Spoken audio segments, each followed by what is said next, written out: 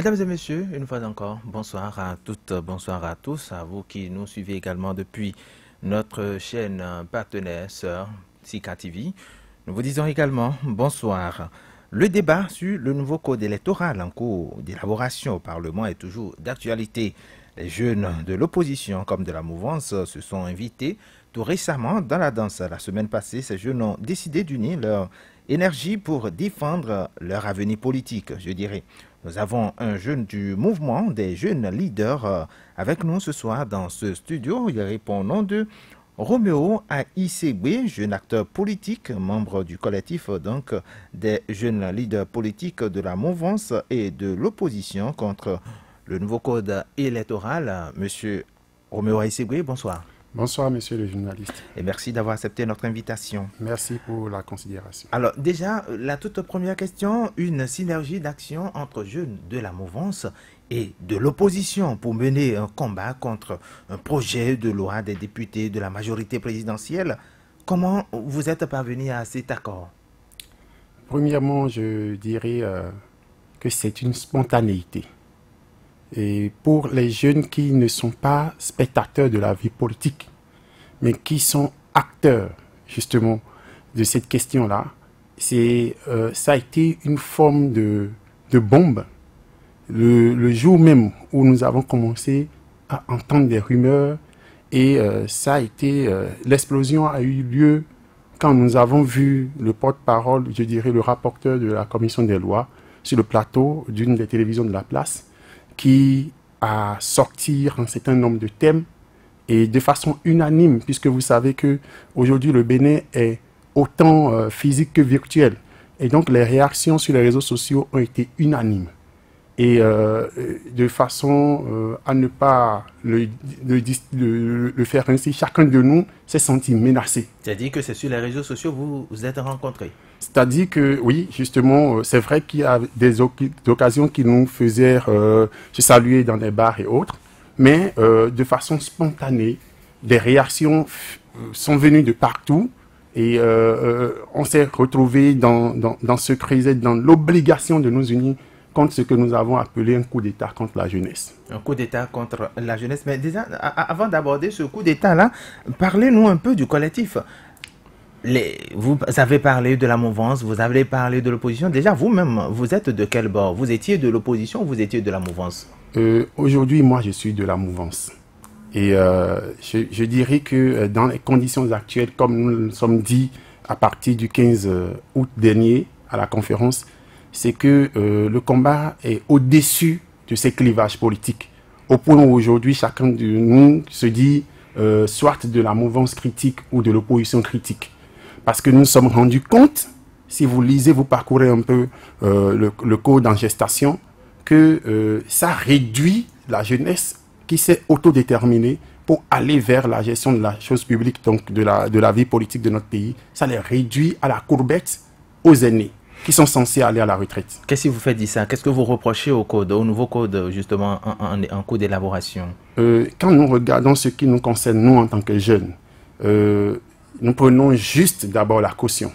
Pour la question de la caution, avec sans hypocrisie, la morosité de la vie aujourd'hui, avec les difficultés financières que même les aînés qui étaient déjà en affaires disent, imaginez un peu les jeunes qui sortent un peu, qui sont en train d'émerger aujourd'hui et qui essayent, vaille que vaille, de vouloir se démerder avec leurs petites charges quotidiennes qu'on nous présente, qu'on multiplie par 24 le code, la caution existante. C'est-à-dire, quand on voit directement pour être député aujourd'hui qu'il faut qu'une liste de 83 députés, excusez-moi le terme, dépose 200 millions de francs CFA. Alors que les aînés qui sont là ont trouvé la vie un peu douce et eux, ils ne déposaient que 8 millions 300 000 francs. Alors, quand on voit que de 100 000, nous serions obligés à déposer des millions, alors que nous, jeunes qui nous déterminons aujourd'hui, depuis, vous le savez très bien, depuis 2007, 2015, 2016, on a constaté que tous les partis des aînés qui existaient ont été avortés de la jeunesse. C'est-à-dire que leur choix était carrément le contraire de ce que la jeunesse pensait.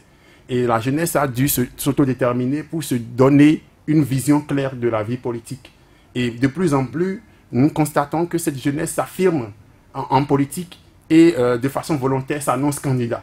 Alors, des creusets, de nouveaux mouvements se créent, des candidatures s'annoncent sur les réseaux sociaux, effectivement dans les actes, et on les constate. Et aujourd'hui, quand nous constatons que cette caution a été revue à la hausse et que de toutes les manières, la vie du citoyen n'a pas encore connu d'amélioration, avec tous les garde-fous autour, on se demande si ce n'est pas une manière de serrer les taux et de faire retourner les enfants à la maison. Il y a une réorganisation politique aujourd'hui en cours. On parle désormais de grands regroupements. Est-ce que vous ne vous retrouvez pas au sein donc de cette réforme? Vous comprenez déjà que du moment où je me suis reconnu étant de la mouvance présidentielle, je ne me reconnais pas dans le BMP. Et quand je ne me reconnais pas dans le BMP, c'est un peu comme, je sais pas, hein, nous sommes en train de jouer à un jeu politique aujourd'hui où des aînés se trouvent beaucoup plus frustrés du fait que, avant le choix des candidats pour les élections présidentielles, beaucoup de jeunes ont déjà créé des mouvements par-ci, par-là pour soutenir tel ou tel candidat qui spécialement n'étaient pas des politiques, qui n'étaient pas propriétaires, excusez-moi, entre griffes, des partis politiques. Parce qu'aujourd'hui, dans les conditions actuelles, c'est que chacun, quand on voit les partis politiques, on connaît les patrons de ces partis politiques-là. Et cette jeunesse qui s'est indépendamment décidée d'aller dans l'autodétermination, d'aller vers un choix qu'elle a estimé être le choix de la jeunesse, ou une forme de dynamisme vers la rupture, ou un nouveau départ, se retrouve aujourd'hui à devoir faire le retour du chemin, parce qu'en réalité, ce qu'on espérait n'est plus le cas. C'est-à-dire nous sommes retrouvés bloqués par la question des moyens, avec les garde-fous qui sont en cours actuellement.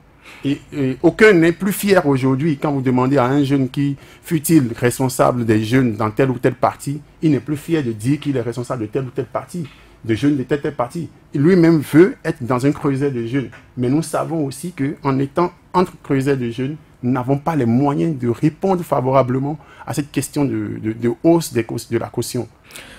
Vigile Awansé, bonsoir à vous. Je sais que vous avez suivi notre invité, Roméo Aïssigui. Alors, une fusion des jeunes de la mouvance et de l'opposition autour d'un code électoral, d'un projet de loi et non autour d'une idéologie, est-ce que ça ne fait pas un peu bizarre? Ça ne fait pas bizarre de mon point de vue. Il faut plutôt saluer cet éveil-là de cette jeunesse, quand je dis jeunesse, grand G du Bénin. Parce que quand vous regardez, vous comparez les choses aux anciens jeunes, je veux parler des gens de la génération d'un certain Alphonse Soudé, par exemple, il a 15 ans, il a 20 ans. Mais pourquoi cette comparaison? Non, c'est pour le titi, j'aime bien ça. Eh bien, c'est la jeunesse qui suit, comme l'a dit notre invité, les aînés seulement. On attend seulement la saison de la campagne électorale pour aller aussi chanter, pour aller aussi distribuer les affiches, pour aller aussi animer les meetings. Et on croit que ça, c'est le rôle de la jeunesse. Non, la jeunesse aujourd'hui, je n'avais pas dit qu'elle est éveillée seulement. Je n'avais pas dit non plus qu'elle est cultivée, mais elle suit tout au moins les choses. Elle sait qu'elle est concernée, elle sait que il n'a de meilleur pour prendre son destin à main qu'elle-même. Et ça, c'est à saluer. De mon point de vue, c'est parce que ces jeunes ont, comme dans une forêt, constaté que le feu est désormais donc dans la forêt, qu'il faille se rassembler, oublier les petites choses qui les divisent pour se mettre ensemble. Est-ce qu'ils n'auront pas raison d'avoir tort? Enfin, ici, ils n'auront pas tort d'avoir raison trop tôt, j'allais dire. Ah ben, c'est vous qui peut-être, mais je sais que vous faites semblant de le croire, qui avez tort. Voyez, ce qui se passe à l'Assemblée nationale à travers cette proposition-là, attendez-vous-y un peu. Est-ce que les Béninois ont désigné leurs députés? C'est vrai, les députés, c'est ceux qu'on a envoyés à l'Assemblée pour agir en notre nom. Mais est-ce que les Béninois ont retrouvé les députés quelque part, leur ont dit, désormais nous voulons être dirigés par des riches? Est-ce que les Béninois leur ont dit, changez-nous les choses de manière à ce que ce soit seulement ceux qui ont au moins 250 millions qui puisse aller aux élections. Car c'est 250 millions pour toute la liste des 83. Non, 250 millions pour la présidentielle et pour 200 millions. Je veux parler de. Bon, toutes mes excuses. Non, 200 millions pour la liste, 250 millions pour le parti qui présente le candidat également. Non, 250 millions désormais, pour le candidat à la présidentielle. À la présidentielle, c'est dit que c'est le parti qui présente, c'est plus. Non, ils n'ont pas osé dire ça. Ils n'ont pas osé dire ça. Ils n'ont pas osé dire ça parce qu'ils savent que, à vouloir, on a reçu des invités de ce genre ici où ils disent que si chaque membre du parti donnait au moins 1000 francs avec un petit calcul, on peut trouver rapidement les 250 millions en 5 ans. D'abord, ceux qui viennent dire ça ici, là, c'est eux qui ont appris aux militants, n'est-ce pas, à recevoir de l'argent pour exprimer leur suffrage. Donc, c'est eux qui ont appris à donner de l'argent aux citoyens. On n'a jamais appris aux Béninois qu'il faut cotiser et pour financer son parti politique. Et pourquoi du jour au lendemain, on dit désormais ça va aller dans l'autre sens? Mais pourquoi vous ne voulez pas que les choses changent? Et pourquoi tout doit être argent? Pourquoi ça doit être l'argent? Ailleurs, on réclame plutôt des signatures des élus. C'est-à-dire que vous épousez la vision de ces jeunes leaders. Mais écoutez, c'est comme si j'avais inspiré les choses. Vous voyez, d'accord, les députés qui proposent ces choses-là, c'est même des députés en fin de mandat. Donc, ils ne savent même pas s'ils ont la légitimité d'il y a 4 ans, d'il y a 3 ans et demi. Je ne suis pas sûr. Mais eux aussi, ils vont compétitionner. Mais il faut déjà dire que les premiers à être frappés, c'est déjà eux-mêmes. Voilà. Parce que tout le monde n'est pas riche. Et on n'est pas obligé. Bon, est-ce que vous vous êtes posé la question de savoir qu'est-ce que le chef de l'État lui-même en pense, par exemple?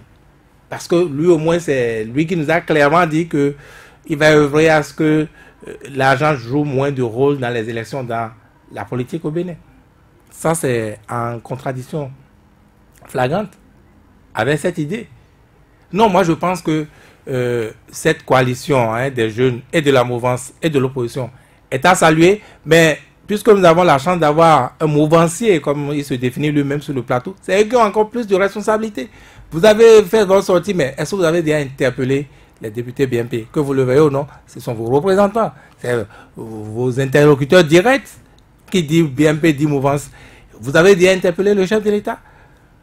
Et il me semble que ce n'est pas pour rien que ça traîne la convocation donc, de la session extraordinaire pour se pencher sur la question.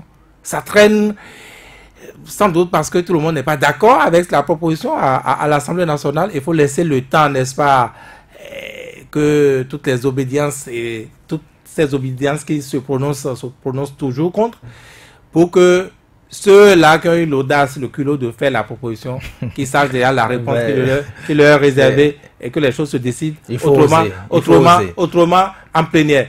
Mais il faut déjà dire, parce que là, vous allez voir, ils vont sortir un truc de 50 millions. Même 50 millions, c'est trop.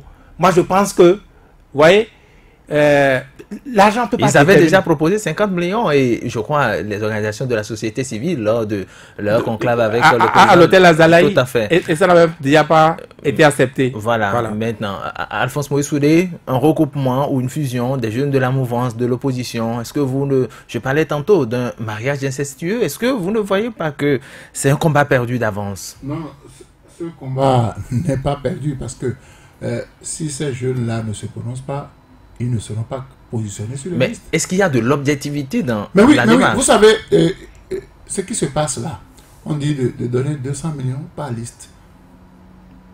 Imaginez une liste composée de rien que de jeunes. Où est-ce qu'ils vont trouver les 200 millions? Ils ne peuvent pas trouver les 200 millions. Parmi ces jeunes-là, il y a des gens qui sont des chômeurs. Il y a des gens qui ne gagnent pas. Ils ne vont pas quand même mettre... Donc, vous voulez dire que ce sont les chômeurs qui viennent à la politique? Je n'ai pas dit ça. J'ai dit c'est un regroupement de jeunes de toutes les classes sociales. Et c'est impossible que les gens mettent la petite fortune qu'ils ont dans la politique. Mais ce qui va se passer, et je dis, Vigile a déjà demandé à notre invité, est-ce qu'ils ont eu le temps d'interpeller le BNP? Est-ce qu'ils ont eu le temps d'interpeller leur leader? Mais ce qui va se passer, et je dis bien aux députés BNP, ils seront tous balayés. Ils seront balayés. Parce que le chef de l'État, le chef de l'État milite pour le renouvellement de la classe politique. Le chef de l'État est capable de donner les 200 millions à sa liste, à lui. et il va positionner ces éléments. Et les éléments du BNP ne vont pas se retrouver sur cette liste. Parce que on ne fait pas l'analyse. On pense que on veut bloquer d'autres personnes, mais on se bloque soi-même.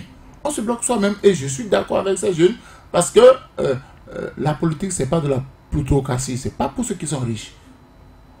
Vous pouvez être riche et ne pas être intelligent pour faire la politique. Alphonse, vous pouvez être riche pour ne pas avoir un bon projet de société. Donc, ce n'est pas l'affaire des riches. On doit permettre, je suis d'accord, certains ont dit, écoutez, il faut parcourir les 77 communes et exiger des candidats des signatures. Ce n'est pas l'argent qui règle le problème. Parce que ceux qui vont mettre 200 millions sur leur liste, ne leur demandez pas de ne pas puiser dans la caisse de l'État une fois qu'ils ont l'opportunité de voler. Parce qu'ils d'autres vont s'endetter auprès des banques pour trouver l'argent. Et il faut rembourser. Donc, ils seront prêts à partiser après avec le diable pour trouver l'argent. Les candidats, on dit la liste, depuis qu'on a appris aux gens à cotiser dans les partis. Au contraire, on leur en donne pour aller placarder les affiches. On leur en donne pour distribuer les t-shirts. On leur en donne pour acheter les foulards paraboles. On leur en donne pour s'habiller, pour les meetings. On n'a pas appris aux militants, même aux intellectuels qui sont dans les partis,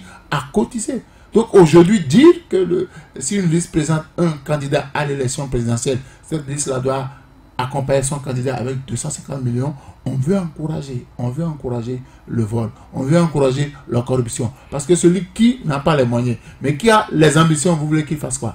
Alphonse Maurice Soudé, je vous amène à faire cette réflexion avec moi. Vous parlez de 200 millions.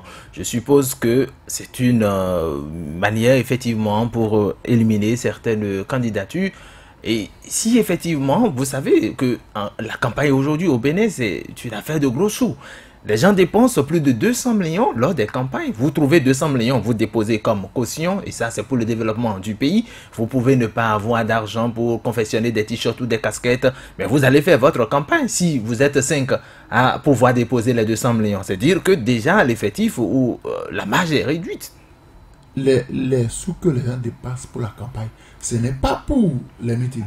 C'est les sous qu'on distribue nuitamment. C'est les sous qu'on distribue de porte à porte. Et désormais, on ne veut plus distribuer de l'argent pour les élections. Vous ne voulez plus distribuer de l'argent, alors ne mettez pas la caution à 200 millions. Ne mettez pas la caution à 200 millions. Ne mettez pas la caution à 250 millions. Mais déjà, individuellement, les gens ont l'habitude de dépasser ce quota-là. Vous oubliez ce point de 15% qu'on a exigé dans le code. Pour être remboursé, il faut obtenir 15%. Combien de partis aujourd'hui? Soyons sérieux. Si on prend les partis qui sont là, combien de partis pour les élections? Quel parti peut aller seul s'il n'est pas en alliance et va mobiliser 15%? Je ne vois pas, ce n'est pas la RB, c'est pas le PRD. Il faut que les gens aillent forcément en alliance. Ils n'étaient pas habitués à travers ça. Maintenant, vous leur demandez si la caution de 200 millions passée, les gens sont obligés d'aller, on a dit, grand regroupement. Et c'est là, ils vont se regrouper. D'abord, c'est celui qui a les moyens. C'est désormais, on va vendre les places sur les listes. Si tu n'as pas l'argent, tu ne seras pas positionné. Tu as beau avoir le projet le plus intéressant, le plus attirant, le projet qui accroche les bailleurs. Si tu n'as pas l'argent pour acheter ta place sur la liste, tu ne seras pas candidat. Donc il faudrait qu'on ramène. Parce qu'en augmentant la caution, on veut montrer aux gens que la politique, c'est l'affaire des riches. On veut montrer aux gens que on peut être taré. Il y a de l'argent là-bas. Il y a de l'argent là-bas. On peut aller se faire de l'argent. On peut construire des gratte-ciel. On peut acheter des véhicules de luxe et affamer davantage le peuple. Mais il faut démontrer au peuple que celui qui n'a pas les moyens, qui a les idées, peut participer au développement de son pays. C'est ça. Alors, Monsieur Roméo Aïssegui, vous avez entendu tout à l'heure les confrères sur le plateau, ils ont demandé, mais est-ce que vous êtes reconnu de cette majorité présidentielle? Est-ce que vous avez interpellé le chef de l'État? Est-ce que vous avez interpellé les députés du BNP pour dire, mais qu'est-ce qui se passe? Pourquoi vous avez pris cette décision? Ou pourquoi vous êtes en train d'aller dans ce sens? Je vous remercie. C'est vrai, il faudra se situer aussi dans la majorité présidentielle. Il y a un certain nombre de jeunes qui ne trouvent pas que le combat là soit légitime. Du moment où eux autres, aller à la mouvance, c'est espérer justement avoir des faveurs des aînés. Ça, c'est une question sur laquelle il nous faut être vraiment c'est-à-dire que ces jeunes n'ont pas adhéré. N'ont pas adhéré. Donc, il y a certains jeunes de la mouvance présidentielle qui n'ont pas adhéré à cette question d'aller contre la nouvelle loi en gestation. Et donc, je voudrais préciser sur le fait que ceux qui se sont insurgés ont pris des responsabilités d'adresser des courriers comportant la déclaration que nous avons et nos points de vue et au président de la République, et au président de la Cour constitutionnelle, et au président de l'Assemblée nationale, et au médiateur de la République. Nous sommes en train de déposer ces courriers-là. Et nous avons aussi... Et pourquoi vous avez oublié les députés du BMP? Alors, nous avons, vous m'excusez un peu, mais du moment où la loi, là, s'est montrée comme étant... du moment où le BMP... L'émanation du... vient du BMP, et un peu comme des ripostes, parce que dans des couloirs, il est arrivé que nous, jeunes qui nous entêtions de ne pas nous rapprocher de ces grands regroupements qui se faisaient. On nous disait indirectement, et je peux oser le dire aussi, vous serez court-circuités. Et donc, si de ces genres de langage viennent des membres... C'est des menaces. Hein. Donc, c'est-à-dire, il arrivera le moment où vous n'aurez pas le choix et vous allez venir. Et effectivement, ne pas avoir le choix, effectivement, c'est de savoir que son adversaire... concrétisation de voilà. Et quand on va vers cette proposition, comme l'a dit l'un des intervenants, notre frère, c'est qu'on est en train de créer une sorte de petite classe de bourgeoisie à la tête de notre pays. Et dans les jeunes qui s'insurgent aujourd'hui, dans les jeunes qui font des propositions pertinentes aujourd'hui pour la vie, pour la paix dans le Bénin, parmi eux, moi je les connais, je les fréquente, que ce soit dans la mouvance ou dans l'opposition. Il y en a qui difficilement arrivent à faire un repas par jour. S'il vous plaît, moi je voudrais savoir, est-ce que la coalition a demandé à rencontrer le BMP, les députés BMP? Du BMP, oui. Oui, et parmi les propositions que nous avons faites, sur lesquelles nous allons nous lever dans les prochaines actions à venir, parce que nous avons planifié des actions, malgré la spontanéité, nous avons eu le temps de nous revoir et de planifier des actions. Parmi les propositions que nous avons faites, c'est que nous avons demandé qu'il soit purement et simplement supprimé tout ce qu'on appelle caution. On peut demander qu'il y ait des frais de dossier, mais tout ce qu'on appelle caution pour être candidat en République du Bénin, là, qu'on le supprime. Nous avons vécu l'expérience du Mali. Moi, je viens du Mali. Je suis venu du Mali il y a quelques semaines seulement. Et j'ai vécu l'expérience du Mali. Et vous savez très bien que les élections présidentielles au Mali ont été organisées sous fonds propres du Mali. Ces dernières élections, vous pouvez enquêter. Je suis proche des deux camps. Je suis proche de IBK. Et je peux vous dire que les élections présidentielles au Mali ont été organisées sous fonds propres du Mali, sans aide de la communauté internationale. Et si c'est le cas, pendant qu'ils ont fait cela, cette expérience, ils n'ont pas augmenté les cautions. Ils n'ont pas limité les candidatures. Ils n'ont traité d'aucun nom les autres candidats. Et si, dans ce petit Bénin, où on veut gérer des budgets de 2010 milliards et autres, on nous demande d'avoir de ces genres de cautions, c'est une manière de dire choses publiques aujourd'hui, choses politiques aujourd'hui nous concernent. Et l'autre parenthèse qu'il ne faut pas ignorer, nous ne sommes pas en opposition aux aînés, mais comprenez que c'est eux-mêmes qui sont à l'origine des lois qui ont régi la vie dans la fonction publique, qui donnent retraite à celui qui fait 30 ans en fonction publique. Ceux-là qui sont du BMP aujourd'hui, je ne veux pas les nommer. Vous savez très bien qu'ils ont, si c'est 2 retraites, certains ont déjà fait. Si c'est deux fonctions publiques, certains ont déjà fait. Et est-ce que leurs propres enfants qu'ils ont à la maison, s'ils sont des pères, des mères éducateurs, si leurs propres enfants qu'ils ont fait, qui seraient en train d'avoir 50 ans, 60 ans aujourd'hui, selon eux, l'éducation qu'ils ont donnée à leurs enfants, est-ce que leur enfant n'est pas capable de réfléchir? Non, que les enfants attendent d'être aussi à la retraite avant de commencer une carrière si politique. nous continuons dans ce sens, c'est pourquoi nous voudrions, même si nous n'avons pas les moyens financiers et matériels, nous voudrions que ça soit un bras de fer entre le BMP et la jeunesse. Je dis la jeunesse en entière. C'est que nous avons besoin, nous jeunes, quand nous serons aux affaires, qu'il y ait des aînés qui observent et qui nous appellent pour nous dire « allez dans ce sens, allez dans ce sens ». Nous n'allons pas attendre que la mort érradie d'abord ceux-là et les avoir en adversité ou bien les combattre avant de pouvoir gérer ce pays, aller chercher l'argent. Parce qu'aujourd'hui, le problème qui se pose au niveau des jeunes, au moment où vous êtes en train de vous battre pour lutter contre ce code, il y en a, peut-être à l'heure où nous parlons, qui continuent de faire la courbette juste pour avoir l'argent et le reste ne les intéresse pas. Donc il faut d'abord nettoyer l'écurie. Quand on dit jeune, ce n'est pas question de mouvance d'opposition. Le jeune ne doit pas tout le temps rester derrière la personne âgée, lui garder les mallettes parce qu'il vous jette quelques billets. C'est-à-dire que les jeunes également doivent s'inviter à la table ou doivent venir prendre leur part du gâteau. Non, mais ce que vous dites est assez grave. Roméo, il revient du Mali. J'espère qu'il allait voir Beka. Mais sinon, vous voulez envoyer les jeunes aller sympathiser avec les djihadistes qui cherchaient déjà comment infiltrer par exemple le Bénin. Je ne m'amuse pas, hein, je suis loin de blaguer en le disant.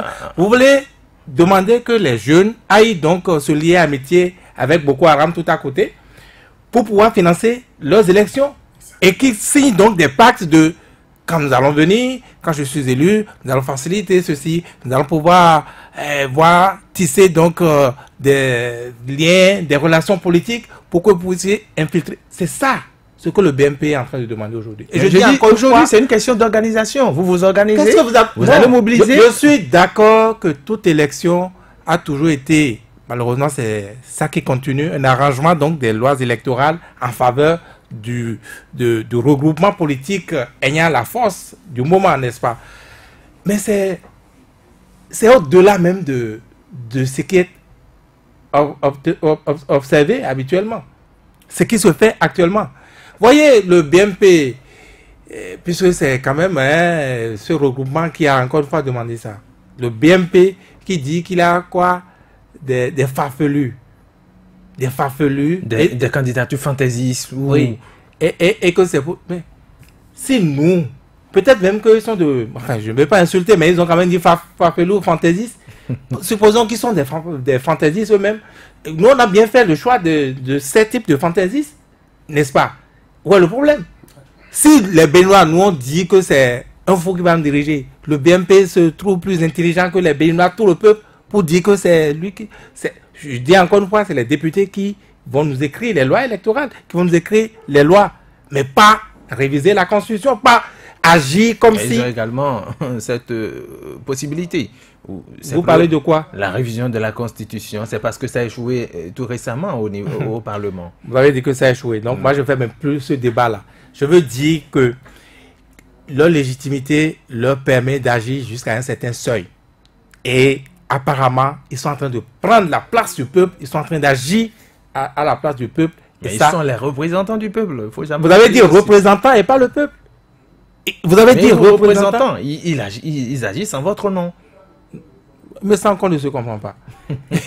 Mais sans qu'il a des décisions. Tout le monde ne peut peut-être pas intervenir dans le débat. C'est pourquoi nous les avons... Et c'est ça que... on a opéré ce choix pour qu'ils nous représentent à l'Assemblée nationale. C'est ça que toutes les législatures ont toujours fait. Voilà, mais donc ce qu'ils sont en train de faire également, je veux dire, c'est légitime. Ulrich, on a demandé, le chef d'État l'a dit, il faut que on ne permette plus à l'argent de s'inviter dans la politique. Il faut qu'on ne permette plus à l'argent de prendre d'assaut la politique. Mais quand vous demandez à une liste de donner 200 millions, si vous descendez un peu dans... Entre-temps, c'était les transitaires qui mettaient l'argent dans la politique. Est-ce qu'aujourd'hui, les transitaires là en ont encore? Combien de transitaires ont encore d'argent aujourd'hui pour soutenir en sous-main les hommes politiques? Combien d'hommes d'affaires aujourd'hui? Combien d'opérateurs économiques gagnent encore les marchés au pays pour donner les 200 millions? Vous voulez demander à des gens de trouver 200 millions. Ils vont s'endetter. Celui qui s'endette auprès de la banque pour être candidat, quand il va arriver au pouvoir, premier réflexe, il va voler pour rembourser ce qu'il a pêché à la banque. Parce qu'il ne voudra pas qu'on dise que le député est en prison ou en tout cas des démêlés avec tel homme. La banque, donc, il va voler, il va pactiser avec les gars pour rembourser d'abord ses dettes. Monsieur Romain Aïssegui, vous étiez en train donc de parler de la caution, c'est de l'argent, mais créer un regroupement du genre, mouvance opposition, c'est également de l'argent. Vous avez dit, vous avez tout un chronogramme. Est-ce que vous avez un mentor politique derrière qui vous... Parce que c'est possible, hein, c'est possible. C'est justement la surprise que nous avons créée. Et c'est en cela que chacun des membres de ce collectif-là se rend compte que même leurs aînés politiques, quoi qu'opposition ou mouvanciers, trouvent leur intérêt dans cette proposition de loi. Bien sûr. Et donc, nous n'avons pas été accompagnés et nous n'attendons même pas d'accompagnement physique et financier. Nous voulons des accompagnements physiques, nous voulons des voies morales. Nous voulons ceux qui comprennent et comprendront le bien fondé de notre soulèvement pour l'instant verbal. Parce que ce que nous sommes en train de dire, n'oublions pas, notre collègue l'a dit tout à l'heure, notre frère sur le plateau l'a dit tout à l'heure, la jeunesse était dans une fonction peut-être selon eux légitime d'aller coller des affiches, d'aller mobiliser la masse, de faire l'éloge des leaders de ces partis, de ces leaders-là, et face à leurs semblables. Aujourd'hui, la jeunesse dit, nous avons cessé d'être ceux qui restent derrière la charrue. Nous avons cessé d'être ceux qui sont des éternels faiseurs de rois. Vous refusez d'être instrumentalisés. Et nous avons dit que nous allons gagner. Et je peux vous dire que par expérience, moi, j'ai été dans... j'ai milité pour des candidats pour qu'ils accèdent à des postes électoraux, en tout cas à des postes de responsabilité aujourd'hui, sans électif, sans avoir pris de l'argent chez eux. Et jusqu'à aujourd'hui, ceux vers qui on est allé pour dire voter pour telle personne ont dans leur tête que c'est parce qu'on avait pris de l'argent. Et ceux-là, que ce soit de l'opposition, de la mouvance, nous voient devant la scène aujourd'hui, se sentent menacés parce qu'ils savent eux-mêmes dans leur cœur.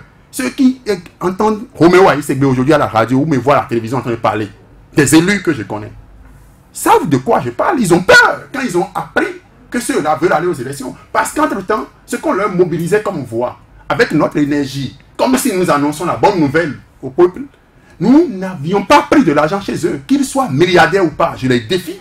Vous êtes en train de dire que vous êtes candidat, mais c'est pas là, moi, ma question. Oui. Mais et si le BMP fonçait tout droit et votait cette proposition de loi? À la fin de notre déclaration, nous avons dit, si par hasard, le BMP, donc les députés, en tout cas, nous on ne nomme pas BMP forcément parce que oui, l'Assemblée nationale, oui, arrive à voter cette loi. Et que par surnaturel, la Cour constitutionnelle venait à homologuer cela. Donc, et que ça devenait réalité. Nous allons prendre nos responsabilités en tant que jeunes. Et ça, je ne vais pas dévoiler notre stratégie sur le plateau ici. Mais je pense que cette jeunesse doit pouvoir comprendre que à un moment donné, la population, nous la prenons à témoin aujourd'hui, que les jeunes qui n'ont pas les moyens, mais qui ont toujours aidé la population, nos mamans et nos papas, nos frères, à opérer des choix politiques, cette jeunesse s'est levée aujourd'hui pour dire ce qui se passe là-bas n'est pas bon. Et si ça va dans le sens où nous avons dit c'est pas bon, chaque jeunesse doit, dans cette narrative, passer. Moi, j'ai une inquiétude. Vous n'avez pas répondu à ma question. Oui. Pourquoi vous n'allez pas rencontrer les députés du BMP? Vous leur dites vos vérités. Oui, nous n'avons pas en République du Bénin des dispositions qui permettent à la population, donc citoyens, d'aller rencontrer un groupe qui propose une loi et de faire un débat formel avec lui. Non mais, vous pouvez faire le lobby. Moïse, le BMP, c'est une structure informelle. Vous n'irez pas à Kadia, vous n'irez pas à Bégamé pour voir le siège du BMP aujourd'hui. Mais ils sont à l'Assemblée. Ils ont rencontré le BMP. Vous allez les rencontrer à l'Assemblée. Nous avons prévu dans nos démarches à faire prochainement solliciter des audiences, surtout au niveau de l'Assemblée nationale et au niveau de ces institutions qui doivent pouvoir parler. Et après, nous allons faire aussi des meetings dans ce sens-là. Et nous ne voulons vraiment pas, nous le disons ici, nous ne voulons vraiment pas qu'il y ait des mécènes. La preuve, les journalistes qui étaient venus à notre point de presse étaient surpris de voir que chacun de nous avait cotisé et que nous avons dit à certains qu'on va améliorer. Ce que je dis, ce n'est pas caché. Nous avons opéré sur notre propre poche et nous n'avons pas attendu, parce que la preuve, c'est qu'il y a eu de pression. Et c'était, même dans les groupes des frères de l'opposition, certains ont été menacés presque de ne pas y aller. Et d'autres ont avancé comme argument que ceux de la mouvance qui se lèvent pour faire ça, il suffit qu'on les appelle dans des cases et qu'on leur parle, et que le président leur parle, et ceux-là vont se désolidariser. Moi, je parle au nom, parce que le choix, c'est personnel. On n'accepte pas au sein de la mouvance. Je dis aujourd'hui, moi, je ne suis pas contre le président Patrice Talon, je ne suis pas contre le régime en place, mais je trouve que cette loi est liberticide. Je trouve que cette loi nous exclut de la scène politique. Et si je dis que je suis de la mouvance, c'est parce que je suis d'une certaine manière acteur politique. Et moi, avec beaucoup d'autres jeunes de la mouvance, surtout que l'initiative est venue de certains jeunes de la mouvance, avant qu'on aille vers les jeunes de l'opposition. Donc, ce que je vous dis là, on n'a pas envie de créer. Peut-être que ce creuset naîtra une nouvelle voie. Voilà. Non, je constate effectivement comme, disons, l'expression divine dans ce qui se passe. Vous me demanderez pourquoi. D'abord, les débats en commission sont secrets, donc devaient rester à l'intérieur de la commission. Je ne sais pas ce qui a amené le porte-parole, le rapporteur du BMP a fait cette erreur monumentale d'aller à la télévision discuter de ça. Vous pensez que c'est simplement de sa propre volonté? Je crois qu'il a une main divine. Voilà, c'est ça que c'est plus que Dieu. Une main visible. Enfin, voilà. Il n'a pas pu faire ça comme ça, de lui-même. Sans doute. L'opposition et la mouvance, les jeunes surtout. Parce que dans ce studio, on a toujours déploré l'inaction. Les jeunes qui subissent, même pas les jeunes seulement, les Béninois qui subissent, ça nous arrive. Ah oh, ils ont voté les jeunes vous disent que c'est fini, c'est fini. Vous pensez que c'est la fin de l'instrumentalisation de la jeunesse? Moi, je ne parle même pas de... Est-ce que c'est moi qui pense? Ils m'ont consulté avant de former le jour. Ils sont quelques peut-être jeunes au sein de ce regroupement. Il y a une autre jeunesse peut-être qui ne se retrouve pas au sein de ce qu'ils sont en train de faire. Peut-être, je vous le concède. Je vous le concède. Mais ce n'est jamais quand on a parlé de Burkina. C'est pas, je sais pas combien de millions ils sont qui ont fait ce qui s'est passé pour que, comparés, sont en train d'errer. Enfin, je ne dirais pas errer. Choisissez les mots. Je ne vous interromps pas. À Côte d'Ivoire aujourd'hui. Je ne vous interromps pas, mais je suis membre du ballet citoyen. Bon, voilà. Et en 2014, j'étais au Burkina Faso quand on a fait partie de Blaise Compaoré. Mais dans un pays, vous êtes un citoyen africain. Dans un pays, on peut avoir de gros enfants qui, après les élections, vont croiser les bras et attendre encore 5 ans, attendre la fin du mandat pour dire, bon, on va aller aux élections. Et qu'est-ce qu'ils font souvent? C'est ça les Béninois. Ils prennent de l'argent et puis ils renouvellent le contrat et les martyrisent. Et ils passent leur temps à crier. Nous, malheureusement ou heureusement, on est des journalistes et on est là à ressasser ça tout le temps. Un pays, ça ne se développe pas comme ça. Donc moi, je salue encore cet éveil-là des jeunes. Ce n'est pas une question de classe, ce n'est pas une question de, comment vous avez appelé, opposition mouvance. Non, il ne s'agit pas de ça, il s'agit de la maturité. Et je crois que c'est une maturité. Si c'est une bonne chose, eh bien, il faut saluer. Alphonse Moïsoulé, est-ce le début d'une césure au sein de la mouvance de la majorité présidentielle? Nos amis sénégalais disent, il y en a marre. Il y en a marre. Parce que, vous savez, quand vous instrumentalisez, qu'est-ce qui se passe quand la campagne approche? On va vers les jeunes, on organise des compétitions de tournois, c'est la rentrée, on donne des cahiers, on donne des livres, on subventionne certains écoliers parce que en visant les parents, on aide les enfants. La cible première, ce sont les enfants, mais en réalité, on est en train de viser les parents, on aide les gens, et dès que ceux-là sont élus, on vous tourne dos. Et je crois qu'il est temps que les jeunes comprennent, parce qu'il y a des gens, il y a des jeunes qui ne travaillent pas, j'en connais qui ne travaillent pas, mais tout le temps vont chercher de l'argent chez les autres pour vivre. Ça ne se passe pas comme ça. Celui qui ne vous permet pas de travailler, celui qui ne vous encourage pas à travailler, qui vous donne de l'argent, qui met à votre disposition les moyens pour que vous puissiez faire sa politique à lui, ne vous aime pas. Et je crois que ce n'est pas sur le code seulement que les jeunes vont réagir. Il faut que cette coalition joue la veille citoyenne. Parce qu'il y a d'autres lois qui vont venir. Et ce n'est pas seulement la caution, il y a d'autres lois. Justement, il y a d'autres éléments dans ce code-là. Et moi, j'aurais souhaité aussi que ces jeunes-là se prononcent sur tous les éléments importants. C'est pour ça que je parle de l'action divine. Ces jeunes-là qui peut-être hier ne s'entendaient pas, servaient chaque épouse dans son camp, dans sa case. Ils se sont mis ensemble aujourd'hui pour dire non à ça. Donc, que ça continue. Parce que ces jeunes, tous autant que chacun a ses amis au niveau du BMP, chacun a ses ramifications au niveau du BMP. Il va falloir jouer sur ça. Parce que les députés ne peuvent pas tout le temps jouer la sourde oreille. Mais je répète, les premiers qui seront frappés par cette loi, si elle était votée, c'est encore ceux qui sont en activité. Il y a certains, vous savez, dans la loi, on a dit, si vous êtes condamné à 3 mois d'emprisonnement avec sursis, vous n'êtes plus éligible. Ouais. Vous n'êtes plus éligible. Et j'ai dit sur ce plateau, il y a des gens qui ne savent pas faire. À partir de janvier, c'est à la queue leu qui seront condamnés. 3 mois avec sursis, 3 mois avec sursis, ils n'auront plus la possibilité. Il y a encore cette affaire de quitus fiscal qui sera donnée par le directeur général des impôts, nommé par le chef de l'État. Donc, qu'ils sachent qu'on va les utiliser au moment opportun. Ils n'auront pas le quitus fiscal parce que la plupart d'entre eux ont des sociétés. Ils n'auront pas le quitus fiscal. Ça ne va même pas être seulement une affaire entre eux députés parce que leur sort est naturel et connu. Je n'invente rien. Quand vous prenez les législatures, elles se sont toujours renouvelées à plus de 80%. Donc, il n'y aura pas de miracle. Il est presque certain qu'à plus de 80%, ils ne reviendront pas.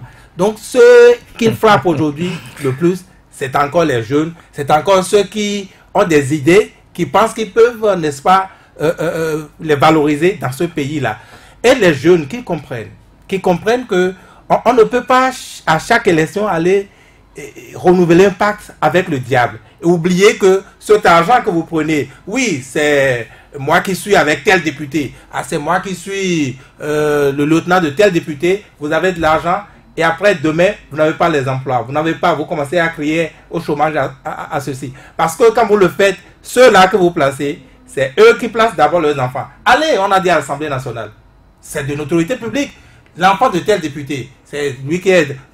L'administration parlementaire, je le dis à la radio, l'administration parlementaire est remplie d'enfants, de parents, de ceci, du député. Authentique. D'ailleurs, le scandale, ça a circulé sur les réseaux sociaux. Comme on a au Bénin, ça s'est tué comme ça. Personne n'a pris. C'est ça votre mouvement. Vous devrez en principe prendre, vous n'étiez pas né encore, ces genres d'éléments, ces genres d'actualité pour conscientiser les jeunes. On est là, tout le monde donne. Le mouvement n'était pas né, il était lui-même. Roméo Aïsségui était c'est ce que je dis. C'est ce que je dis. Il faudrait éveiller les jeunes. Il faudrait pouvoir expliquer. Il ne s'agit pas de dire c'est l'affaire des politiques. Parce que quand vous prenez l'argent, on dit, certains jeunes m'ont dit, non, quand ils vous proposent l'emploi, ce n'est pas évident. Quand vous trouvez l'emploi après, il vaudrait mieux prendre l'argent en même temps. Ah non. Parce que quand vous les envoyez là-bas, quand ils arrivent là-bas, ils vous oublient. Ils pensent d'abord à leurs parents. Donc il va falloir que les jeunes réfléchissent davantage. Roméo Aïsségui, bon, parlons rapidement d'autres points de ce code-là qui, quand même, vous dérange un tout petit peu. C'est vrai que c'est la jeunesse qui s'est réunie. Oui. C'est la jeunesse qui pense à un certain nombre de choses. Mais nous avons réfléchi aussi au-delà. Vous savez, il y a un certain nombre de points qui, pour nous intriguent. C'est le fait qu'on sente dans certains articles qu'ils ont spécialement été taillés sur mesure visant X ou Y.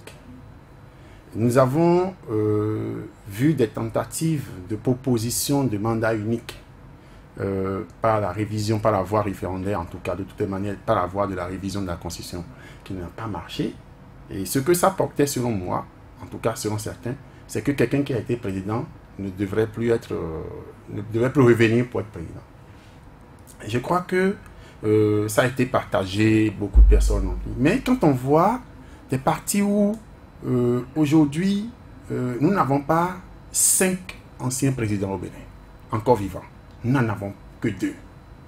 Et quand on voit dedans des lois tout de suite dans cette atmosphère-là, politique que nous vivons aujourd'hui, des lois qui demandent qu'il y aura perte de statut d'anciens présidents, de privilèges, si on se présentait. Vous pensez également que c'est ciblé? Nous pensons que ça pourrait éventuellement soulever une forme de division au sein du peuple. C'est-à-dire, nous sommes jeunes, nous sommes en train d'aller vers une 3e voie, celle qui demande à ce que tout le monde s'unisse pour la cause du peuple. Et quand on voit directement dans une loi qu'une personne, parce qu'aujourd'hui, ils sont des individus ressortissants d'une localité, et ayant été président de la République, ils ont de fief, parce que c'est seulement à partir de 2016 qu'on ne sent plus un homme politique ou président ayant de fief. Mais avant, quand ceux-là étaient présidents, ils étaient élus par un fief. et ils sont demeurés amis de leur fief.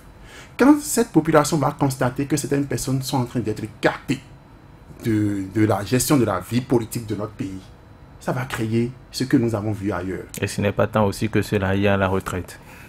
Nous avons constaté que les mêmes qui sont en train de tailler cette loi n'ont pas mis dans ce code. Nous voulons, si on veut maintenir, qu'on mette la limitation du mandat à l'Assemblée nationale à 2. Qu'on aille à respecter le code de travail. Parce que ceux qui sont à l'Assemblée nationale sont en train de travailler pour le peuple. Et on a déjà limité dans le code que si tu travailles 30 ans dans la fonction publique. Merci beaucoup Roméo Aïssigbe. Je rappelle que vous êtes un jeune acteur politique, membre du collectif des jeunes leaders politiques de la mouvance et de l'opposition contre le nouveau code électoral. Alphonse Moïsoudé, merci à vous aussi. Merci également à Vigile à Ronsen. Merci à toutes et à tous, mesdames et messieurs. C'est déjà la fin de cette émission. Ghislain Abouangba était à la mise en onde. Merci de nous avoir suivis. On se donne rendez-vous demain pour un autre numéro de votre émission intégrale.